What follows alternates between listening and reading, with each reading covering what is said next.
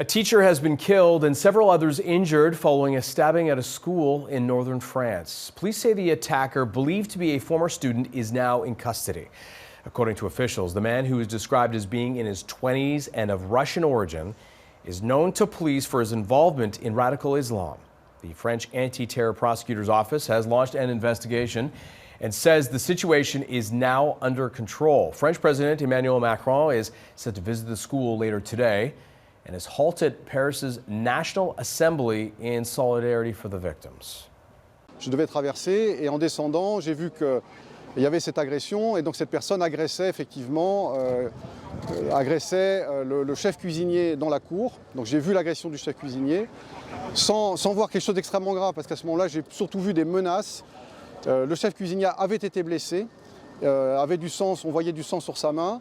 Et moi, à ce moment-là, je me suis simplement approché pour dire mais vous ne pouvez pas faire ça parce que voilà, j'ai simplement voulu intervenir très très vite. Et j'ai été retiré en arrière, repoussé en arrière par quelqu'un qui avait vu l'agression de plus près, qui m'a dit il est dangereux, ne t'avance pas, etc. Et donc cette personne, quand même, l'agresseur à ce moment-là s'est tourné vers moi, il m'a dit t'es prof d'histoire, qu'est-ce que tu veux, etc. Il m'a poursuivi un temps.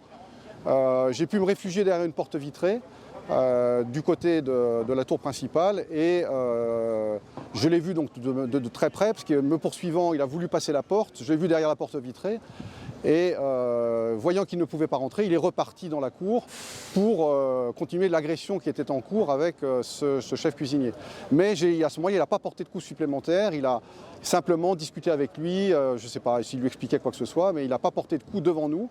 L'agression s'est terminée avec l'arrivée de la police qui est intervenu pour l'arrêter de manière relativement pacifique. Bon, ils ont envoyé une espèce de taser, un fil qui a immobilisé cette personne et ils l'ont sorti. Ils n'ont pas tiré de coup de feu. Voilà. On est tous en état de choc. Moi, j'ai découvert l'horreur de la situation en sortant, puisque c'est en sortant que j'ai découvert qu'un de nos collègues avait été poignardé à la carotide et décédé devant l'établissement.